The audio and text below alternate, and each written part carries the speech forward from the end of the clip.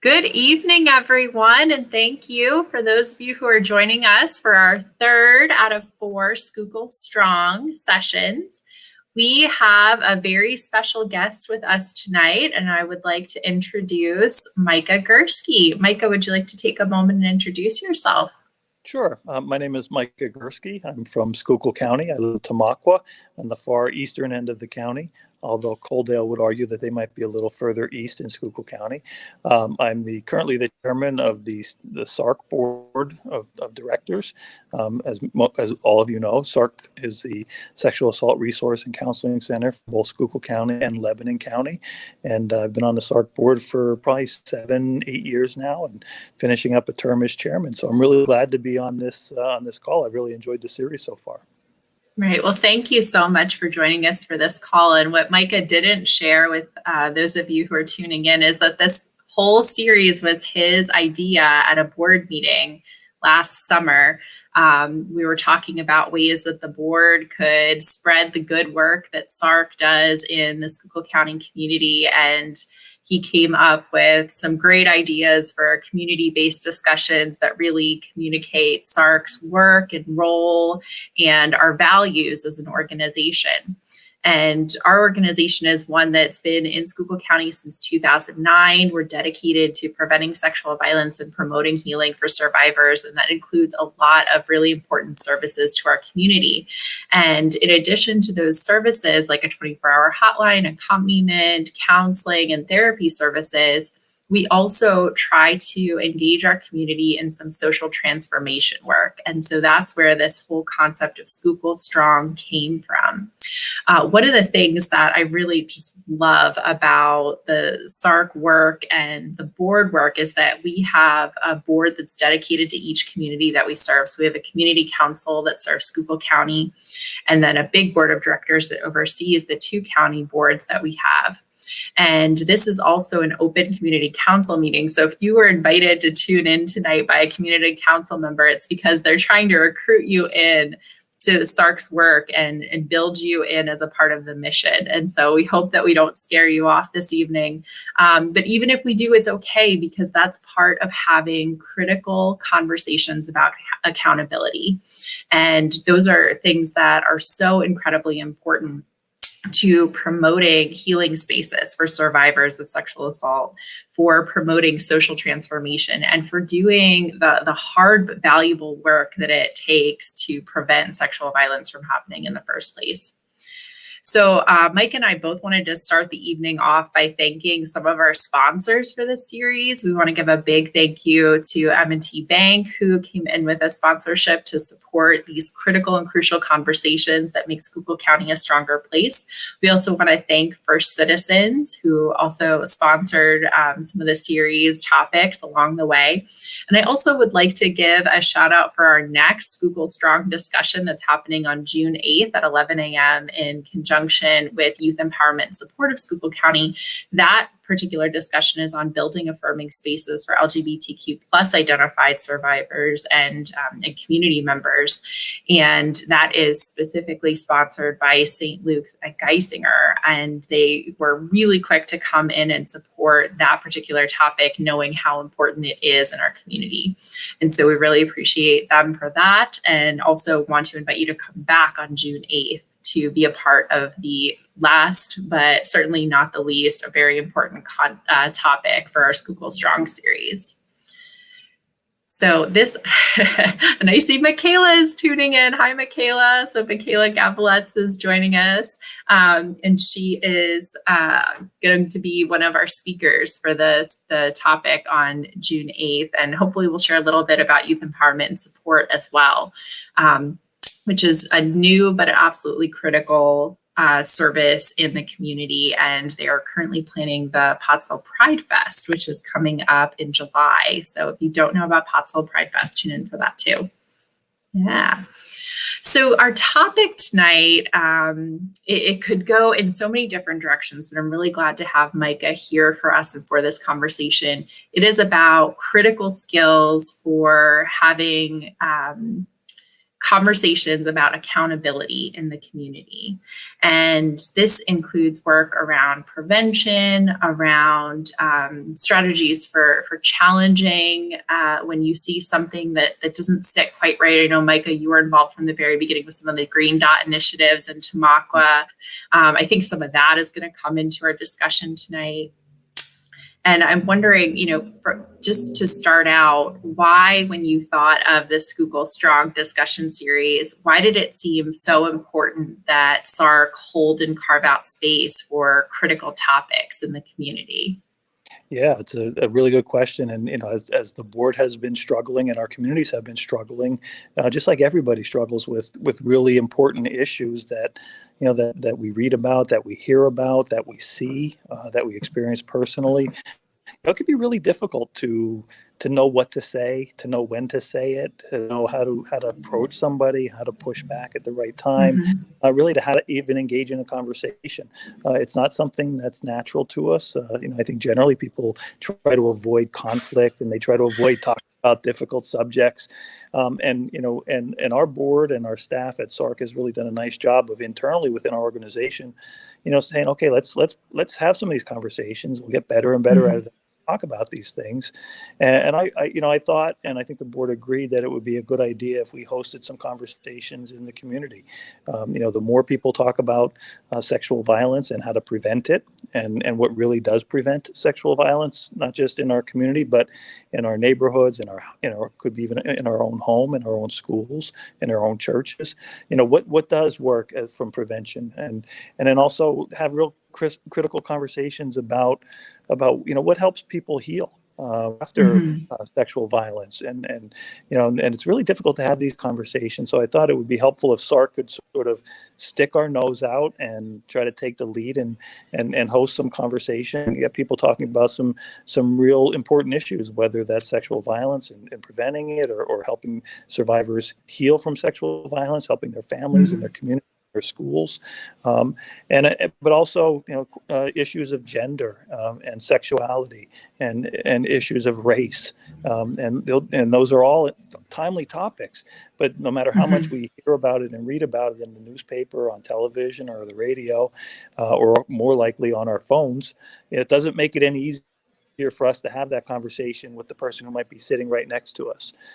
In the last year, these things have been really escalated, issues of race, and issues of social justice, and issues of gender equality, and LGBTQ plus rights, and how a community responds and has those conversations. And of course, for many years, the Me Too movement has really opened up some opportunities for conversations, about gender equity and gender violence. And I just think, frankly, we're not very good at talking about these things. I know that in Schuylkill County, where sometimes we have a sort of a keep to ourselves cold cracker mentality, and sometimes we let other people talk about these topics and we don't engage, and that could be dangerous. So I thought that it would be good if SARCC would have a series and have some conversations about these things. Right. One of the things that I have learned over, as I've gotten into sexual violence prevention work and the science behind bystander intervention, is how important it is to actually practice your good intentions. So when you don't practice having these conversations, or when you're caught in that deer in headlights moment of oh my gosh, someone just said something that makes me really uncomfortable, or I think this might be kind of problematic. If you have not had opportunity to build the path in your brain where you practice what you're going to say or what you're going to do to respond to this, or to engage in a critical conversation in the moment, then you are very likely to either not say anything at all, or hope that someone else who knows more than you comes up and says something about it. Yeah. And this happens even at, around the dinner table at home. It does. You might sit quietly waiting for somebody else to jump in, or you might, it often catches you off guard when you hear a racial comment or a bigoted comment, or you hear someone say something that's inappropriate in terms of somebody's sexuality or gender preference, it can be startling. And Mhm. did I just hear what I think I heard? Yeah. You haven't thought through, one, that I'm the kind of person who's going to speak up and say something in a situation like that. And two, what am I going to say and how am I going to say it? It could be very difficult. And unfortunately, most people stand in the batter's box and leave their bat on their shoulder. And they don't speak up and they don't have that conversation. And I think there's a big fear that they're going to destroy a relationship or cause friction. But what we found with our community council members and our staff and the people that we work with in the community is that if people think about how they're going to have these conversations before and have a productive conversation, you can actually strengthen relationships. Yeah. Talking about these subjects. I'm actually here today. I'm actually on the stage at the Stitch here at the Tamaqua Community Arts Center because one could behind the scenes. But I'm actually on stage, and it's in some ways you have to sort of practice your words and think about your words.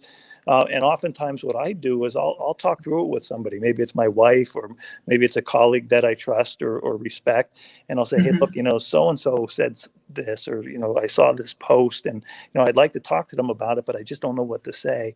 And so sometimes just having a conversation with somebody, helps you process it in your mind about, what is a productive way to have a conversation.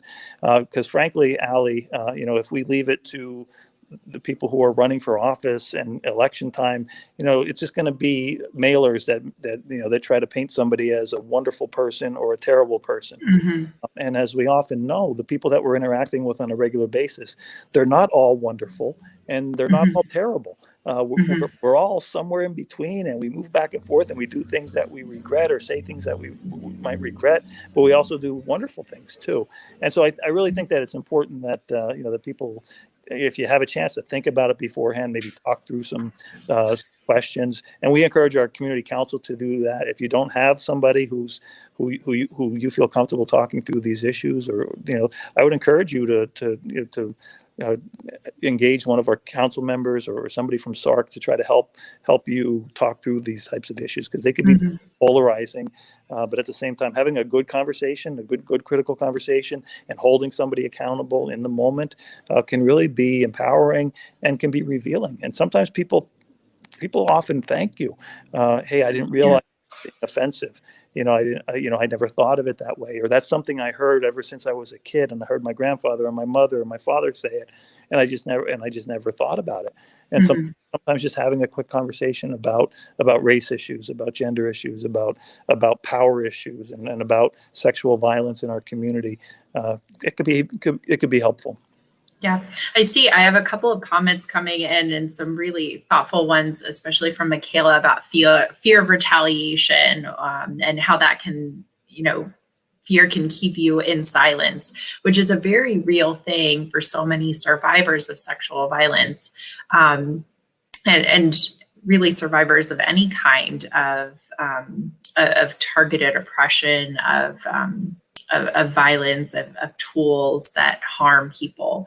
One of the things that you said, though, Micah, I don't want to lose it, is, sometimes the person you're talking to, if you have a quick check-in, you can really help to kind of match people back with the values that they have, or that you've seen them show up with. That's something that one of our prevention educators at SARCC talks with quite a lot, that when someone shows up or acts in a way that doesn't fit with your understanding of who they are, or the impact that they're having by their actions or behaviors, talking with them about it in a call-in fashion can help them to realign and reset with those values that are important to them, or that you hold to be important. Yeah, because most people don't think of themselves as being racist or being misogynistic or being violent. And when I say violence, I don't just mean physical violence. I'm using words and phrases as weapons. Most people don't look at themselves that way. So when you point it out, just like you said, hey, look, I know you to be a good person, but what I heard you just say was, and then you tell them what they just said, it can help them reframe it within their own values and what they believe in, and look at the situation a little bit differently when they stop and think about it, because oftentimes these things are done unknowingly. But I also want to point out, Ali, that sometimes people who abuse others sometimes use language and words and intimidations, and the comment is spot on. Sometimes those are used purposely to retaliation or to discourage speaking up, and so really want to know who you're talking with, and about whether or not they're trying to use that as an intimidation tactic. And so often that tool is used as a form of control in relationships too. And so it is possible to name the behavior that someone is showing up with and hold them accountable for that behavior without, drawing into question who they are. So it's like changing the conversation from a who you are conversation. So instead of, hey, I think you're a racist for saying this thing that you said, instead you talk about a what they did or what they said discussion and what it means or the impact that it has, and hold them accountable for that impact. And I think that a lot of people find that type of thing to be really not, when this idea of cancel culture, that if you have one bad behavior, you do something wrong, that you get labeled with and dismissed as that's the entirety of who you are, and that could be very unfair to people, regardless of what they've done. We're all very complicated people, and it really focusing on those actions and with your words when you're having those accountability conversations with people, whether it's a coworker or your child or your spouse or your neighbor or whoever, when you're having that accountability conversation, it really is important to focus on the specific actions and behaviors, and not to lay like blanket comments about who this person is because they said something or did something. But it can be very, very, very challenging to do that.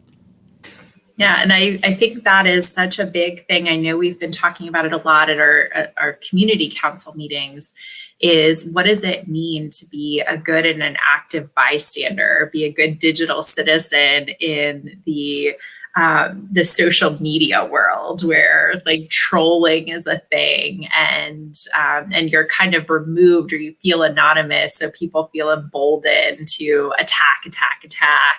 How do you have good and thoughtful interactions that hold your community accountable even in social spaces? And I think some of those, the D's of bystander intervention are so important here. So if it's distract or direct or delegate, finding ways to connect with people one-on-one, even if it's not in a troll-laced thread, and that can be really valuable. Yeah, I think you bring up a really powerful tool, this was trained as part of the Green Dot training, which trains bystanders. These are people who are just observing what's going on in the world, might not be actively involved in violence or bullying or any type of power situation, and really just by doing anything, but really remembering those 3 Ds, and even distracting, getting someone to move on to a different topic on an online media, or social media, that could be very helpful too, because sometimes people spiral and wallow in a really negative and hurtful conversation, and if you don't have the type of relationship with that person to get them to, that where you can directly confront them, even just distracting them and moving on them to a different situation. I've been online on online chats and on Facebook threads, and I don't even post publicly, but I'll private message someone and say, hey, what you just said here, doesn't really sound the way you want it to sound, and is this really a productive conversation, and are you really saying this about this person, and trying to get people to move on to a different thing, but really I think what SARCC is trying to do is empower the community to take responsibility, to hold people accountable, And accountability can be very challenging because it means different things to different people. But just by stepping up and saying something, whether you're distracting someone or delegating, get somebody else involved, or directly holding somebody accountable, it can be really challenging. There's really good information online. We have some good information on our website, and it's a skill that we don't teach very well as a community. And it's something that I think the young people should be trained in, and how to be a good bystander. Sometimes we do it really well. We're a good friend. We help somebody. We help avoid conflict and help mitigate conflict when it happens. And there's often situations that make it really, really tough. Really tough. Yeah. There's a tool that I often find myself referring back to, and I shared it with you as we were talking about what to go into tonight. And it's this concept of radical candor as a communications strategy. And I think it actually started as like a leadership approach. But the whole idea behind radical candor is that all interactions happen on two axes. And the first is showing someone that you care personally about them. And the second one is being willing to challenge them directly. Right. And if you can show someone that you care about them and challenge them directly if they're not showing up the way you need them to, or the way is appropriate to the space, then you're hitting that radical candor quadrant of communication. And we aren't always 100% of the time going to get it right, but you also don't need to do like tons and tons of background work in order to do these things at the same time. And if you check out Radical Candor, there's a lot of videos and TED Talks and things like that. And they give really great in the moment examples of ways you can do that and do it well. Yeah, and I think no one's expecting everybody to be a 24-hour-a-day Dr. Phil, where you always know. No, it's impossible. It is impossible. It is impossible. And I would just encourage people in our communities for the benefit of all the people that we serve, and the young people in our community and their families, to just be willing to do and say something. And to try to hold people, and not try, but to hold people accountable, and to do that, and expect to make mistakes and fumble on words, and and sometimes it's not going to work out well, but it's definitely worth it, because people will understand, and they might evaluate their options a little bit differently. I can tell you, as somebody who's been involved in politics through my career, I've been a local borough councilman, local borough council president, involved with county politics. Sometimes it could be really challenging, because it's there are people out there who want to make it a contentious conversation, and immediately go to this this binary us versus them, good versus bad person. You're either on this side of the issue or on that side of the issue, and oftentimes the world's a lot more complicated than that.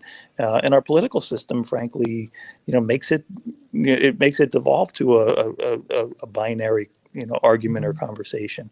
But the people that I know, the people in my community in Schuylkill County, they're smarter than that. They, when you have a conversation with them, they see that there's shades of gray, there's questions, there's concerns, there's things that people might not they might not be willing to be on completely one side or the other. And I think you have to be mature enough to have those kind of conversations. And I'm really glad, Allie, that you and SARCC and your team really help guide those and teach those. And it is a skill that you can develop. It's not easy to do. It really isn't. But all you have to do is pick up the newspaper or listen to the news, whether it's internationally or nationally, or across the state, or really locally. I mean, the issues of sexual violence, of violence based on gender, based on sexual orientation, based on race, based on your economic status. It really, it's so prevalent that people are almost used to seeing it, and it's really disturbing.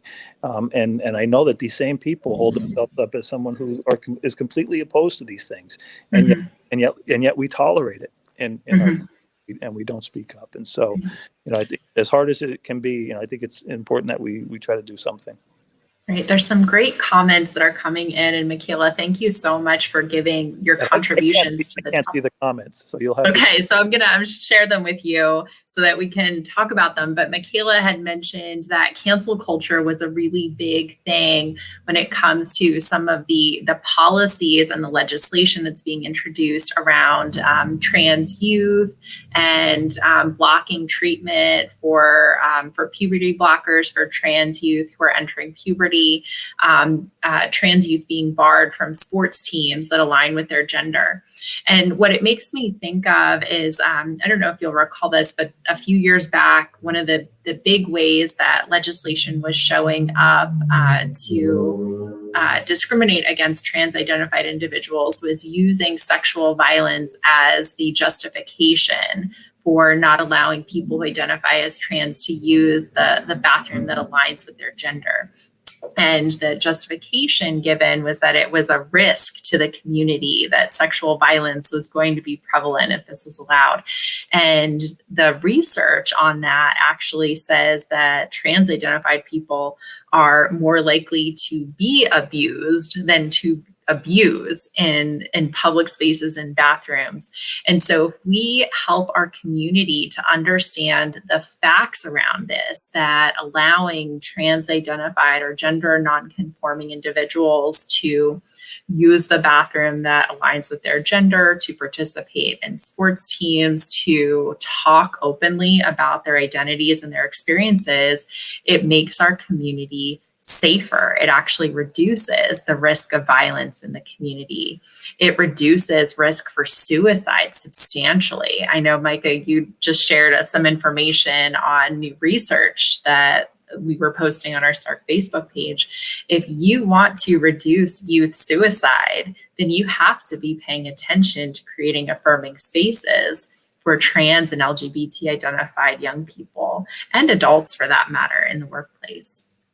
Yeah, and it's a rhetorical trick, Allie, to make the victim into the perpetrator in your argument. Mm-hmm. And people are very quick to do that. As soon as you bring up an issue, some people will flip it on its head and give you the exact opposite of what is true in terms of what the research shows. And absolutely, there's been a lot of research, particularly with youth suicide, but suicides generally, and depression and other health outcomes that are related to violence based on gender identity, based on sexuality, based on race. There's a lot of really good information out there, and it's important that people find out the information on their own. And if they don't know how to find the information, the internet is sometimes a good resource, but sometimes can lead you down a perverted path. And when I say perverted, I mean sometimes providing you the exact opposite of information that you might expect. And really, it goes back to then having some of that knowledge so that you can correctly have a conversation with somebody. And I'll give you a really good example in my community. There was a flag hanging in one of the neighborhoods in my community, and it's not a flag that most people would recognize, but it's a neo-Nazi flag. And it's not a swastika because everybody would recognize that, but it's a flag that is known as for being a neo-Nazi flag. And I had a conversation with a couple people in the neighborhood, and I said, I don't know how you like living in a neighborhood that has a neo-Nazi flag hanging. And they said, what flag are you talking about? And I said, you drive by it every day. And they just didn't realize that that's what this flag meant. And so just by having that conversation with them, now I'm not suggesting that if there's a neo-Nazi living in your neighborhood, you go knock on the door and try to use the direct method of intervention. You have to be safe, keep yourself safe, and it might be that might be something you want to delegate to a community leader, maybe a mayor or a police chief, just to make people aware, because. But I think that having that knowledge, whether it's by reading a report that you might, or getting information from your school or from your community on what are some of the root causes of these things, but also just having that knowledge, because sometimes that could be a barrier to having that conversation. You're not going to have that conversation if you don't know what that flag means, and you want you aren't certain of it. And so I think having that good information is really important. And I know that our community council members often join because they want to not only learn about these issues and what are some things that really can prevent violence in our community. What can we do to stop these headlines from happening? And there are some things that we can do. And there's things that work and that have been proven to work. And frankly, there are some things that don't work, but sometimes very popular and people do them, but they don't really prevent anything. So what are some of those things that you're thinking of, things that are very popular, but maybe don't hit the mark for prevention? I think sometimes people think that posting something on social media is action, and it really isn't. It may make you feel good for the you may share a post, but really having that meaningful interaction with people, I think, is much more effective. I think understanding your role as a bystander and what your limitations are, bystander training, which is available to a lot of people, and it is really helpful.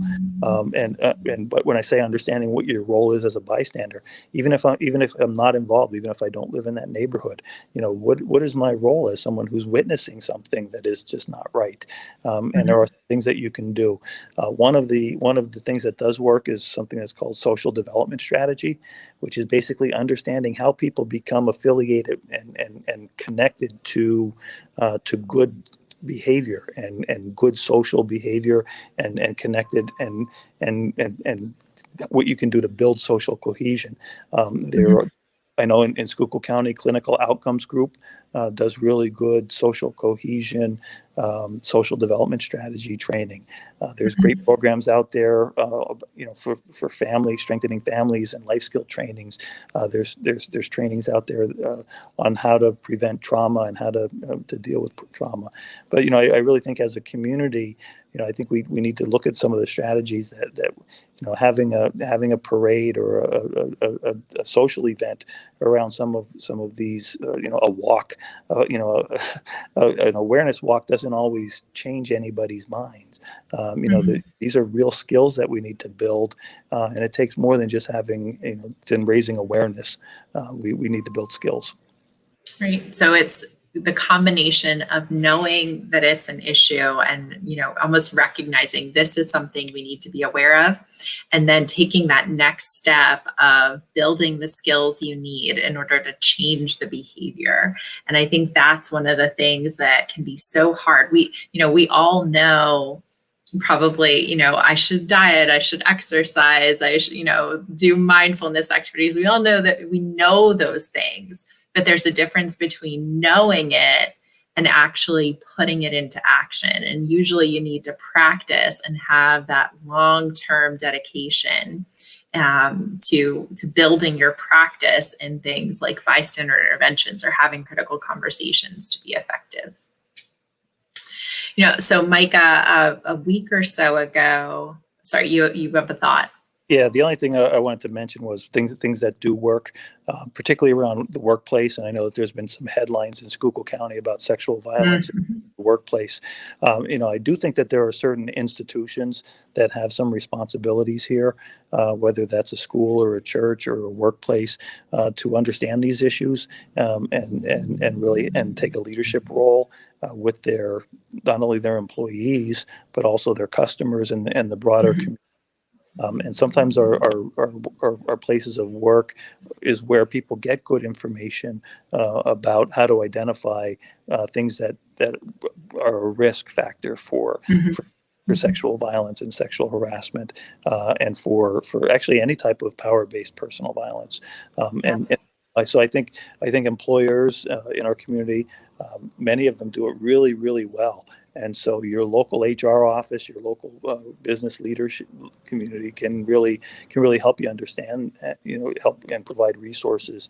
And really we have a responsibility. Employers have a responsibility to protect their employees, protect their workforce, and protect their customers, and make their workplace a safe place. And as an institution, whether you're a community group, a nonprofit organization, you want to think about these things and have your board talk about them before there's an issue. Everybody talks. Mhm. Everybody talks about these things after there's a headline, after there's an issue. I would really encourage people to, at their next board, talk about what are we doing to give our people, whether they're volunteers or employees, give them the skills and the understanding of what the expectations are with our organization and what skills they need to Mhm. to be able to manage situations. And then how are we going to? What are the policies that we're not only going to have, because everybody has not everybody, but most businesses have policies, but also how are we going to actually make those things real and meaningful? Mhm. So that, when we talk about things that work, Ali, I just want to mention that employers have a particular responsibility in this. Right. And not only a responsibility, but I think an opportunity to be proactive and to set the tone for what is the culture of a workplace and how do we set the priority of employee safety and accountability building in what we do. There's excellent programming available through our prevention and outreach specialists at SARCC on sexual harassment in the workplace and ways that workplaces can not just look at it from like a check the box training perspective or, what is my legal obligation as an employer, but understanding sexual harassment or workplace violence as it's a legal obligation. There's a social obligation and there's an ethical obligation to make the space that you're inviting people to do work in and to be productive in a safe space and one that is trauma informed, that understands the value of creating a culture of accountability, of having a system in place so that you know where and how to help employees feel safe if there's concerning behavior that they're reporting to you as an employer.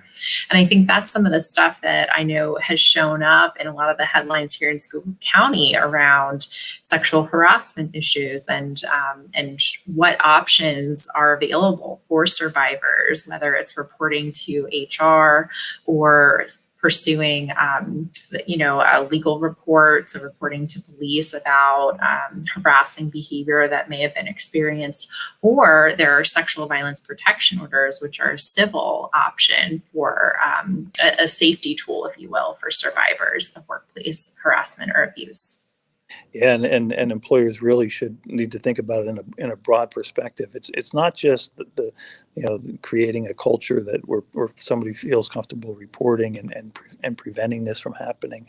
But people are watching.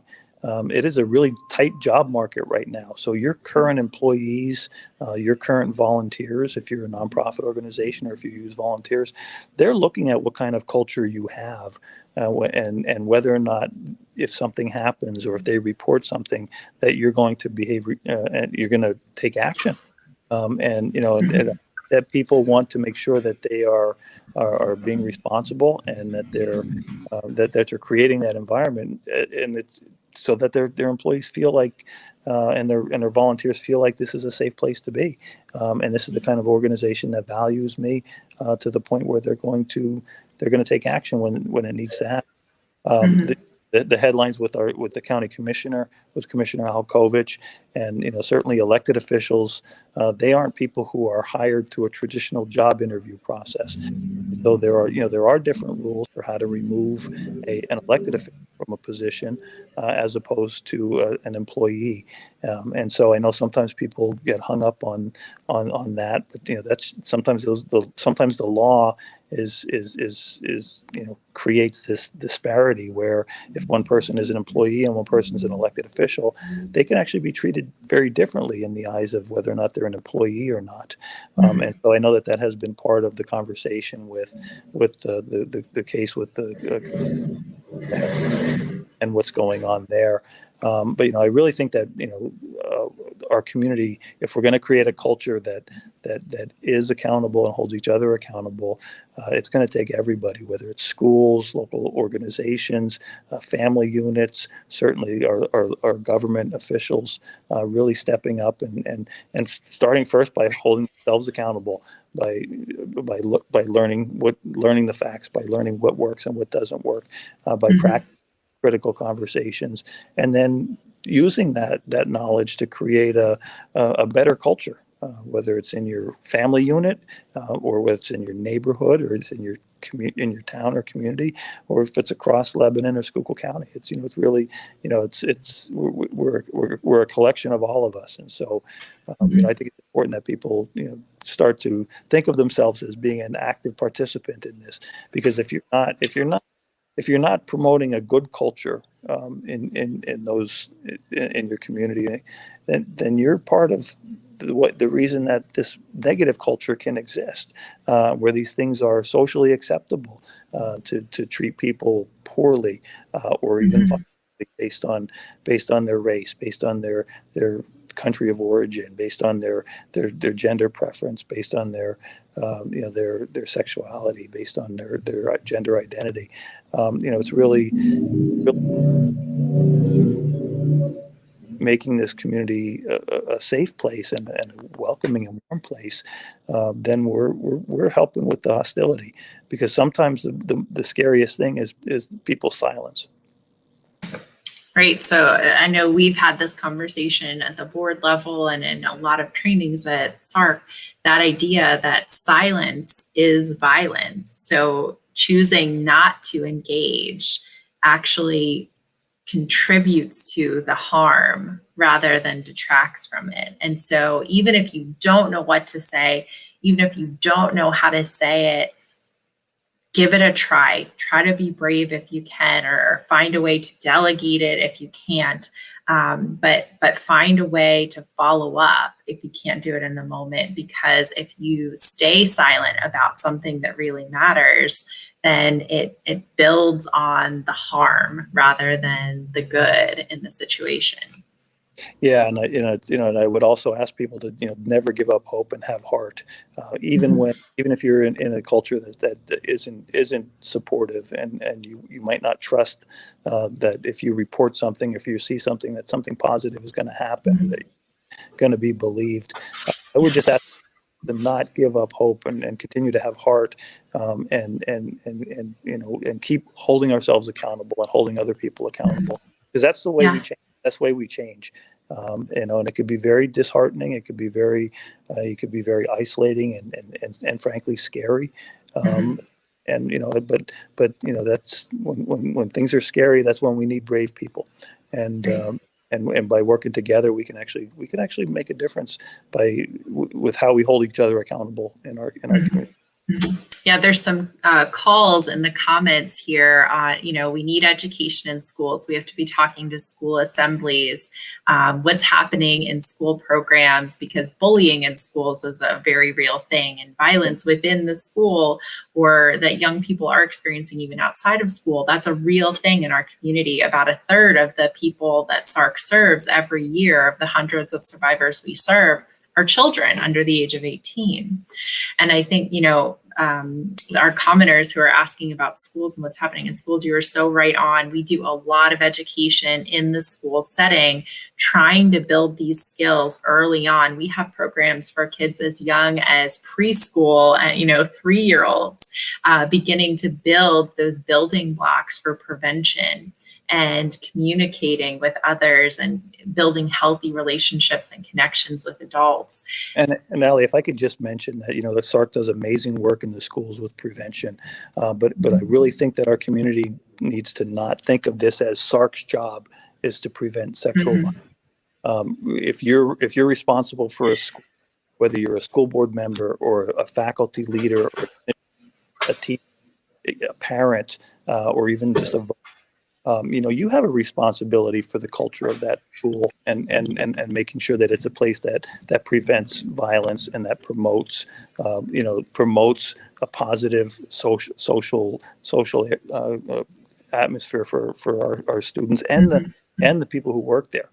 So we have a tendency as humans to compartmentalize things and say, well, it's the police officer's job to deal with with crime, but community responsibilities with these things too.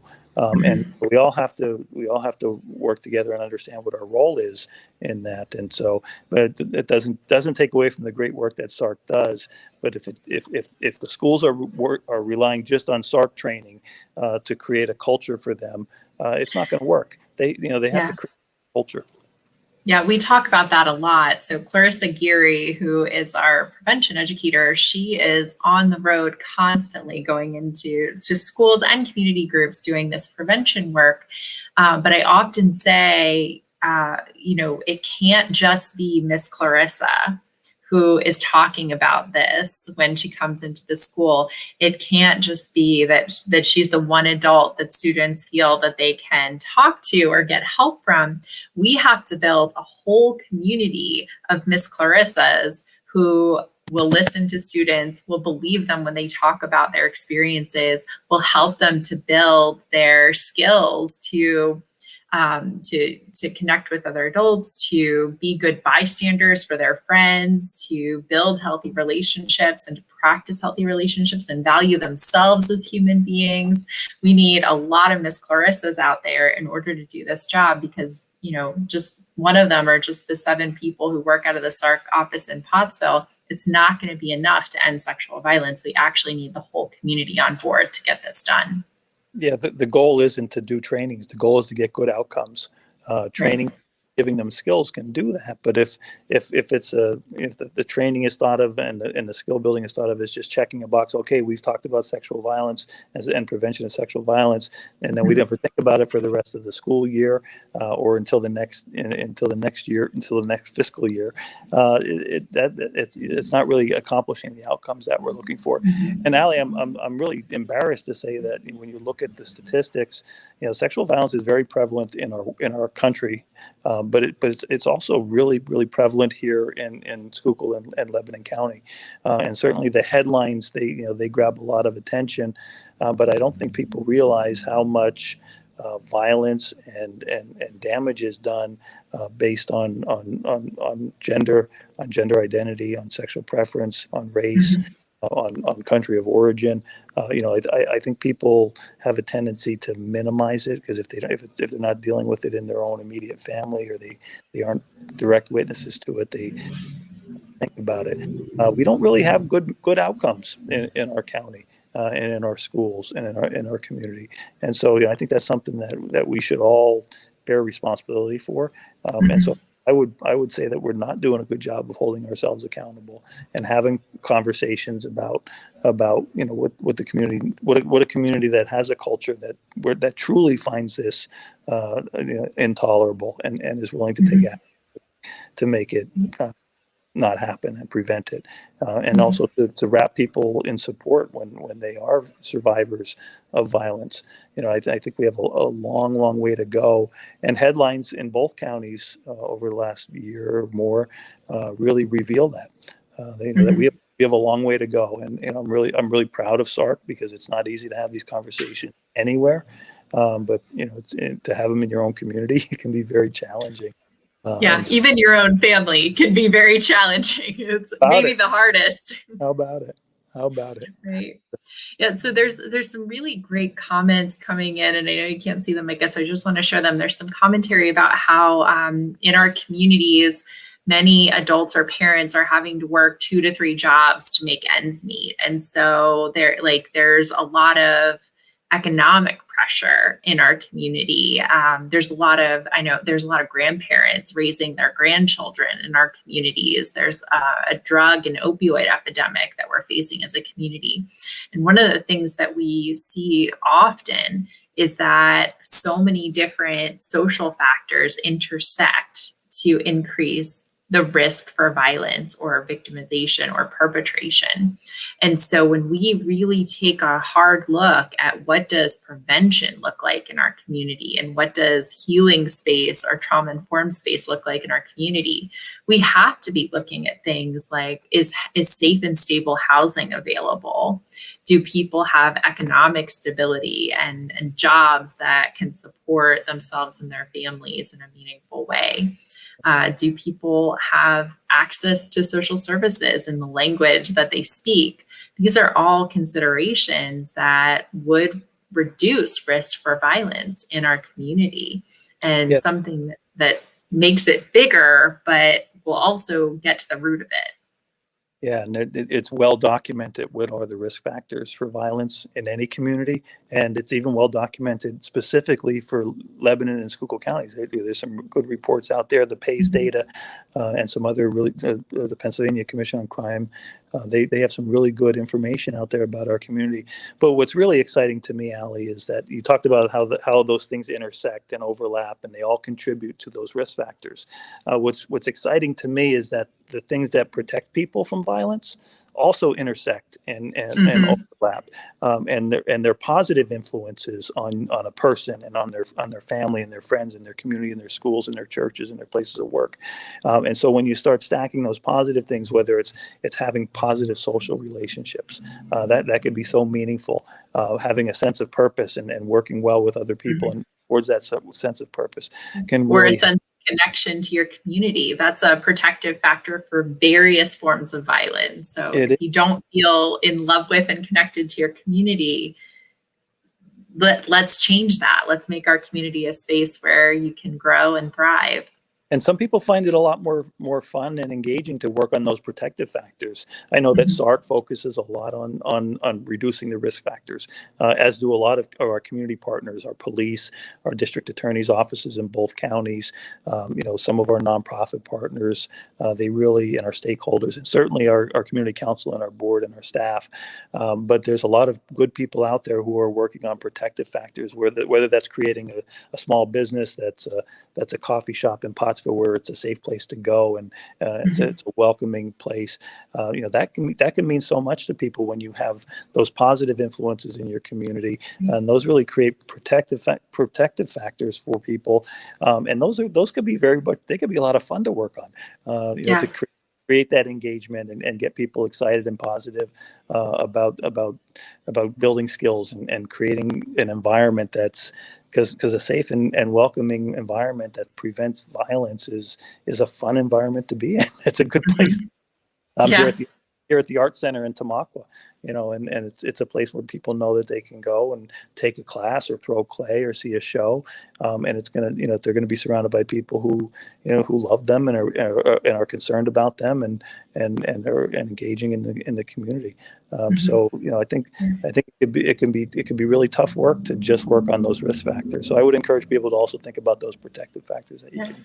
So one of the things that you're making me think of, there's an excellent opportunity that's coming up through the Schuylkill Resiliency Project. There's an open house for the Families Grow Together program on June 5th, which Miss Clarissa is a part of, which is also very exciting because I know she is kind of a Schuylkill County celebrity. But this Families Grow Together program combines like educational opportunities for families to get, like, both parents and children or grandparents and children can take part in these interactive educational opportunities. And then there's these healing modalities that help to build better family connection. So I know we've had art programs as part of it. Drumming has been a part of it. There's yoga that you do as a family that's a part of this Families Grow Together program. So if you would like to learn more about this protective factors promoting opportunity, that's happening on June 5th. And we'll be posting information about that coming up on our social media pages with SARCC and our website, as well as the Service Access and Management coordinator has information on how you can get involved there too. All right, so we've been chatting for an hour already, or coming up on an hour, Micah. So let's do maybe one final pitch for how people can get involved if they want to get involved in some of this important work that we've talked about over the last hour. So first way, join in community council. So we have our SARCC community councils. And can I talk a little bit about what the community council is? I just Oh love my gosh, yeah. Yeah, I know you talk about them all the time, but I just love the way SARCC is organized because we represent both Lebanon County and Schuylkill County. People in Lebanon County may not even know anybody who lives in Schuylkill County, and likewise, Schuylkill Countyans might not know anybody who lives in Lebanon County. SARCC covers both. And the clients that we take care of, we don't care where you live, we'll take care of you. We don't care about preventing violence where it is, we'll prevent it anywhere in those counties. But we've organized ourselves with committees of volunteers who believe in what we're doing, who want to help change the culture in our counties, and who want to get good information, who want to know how to share that good information.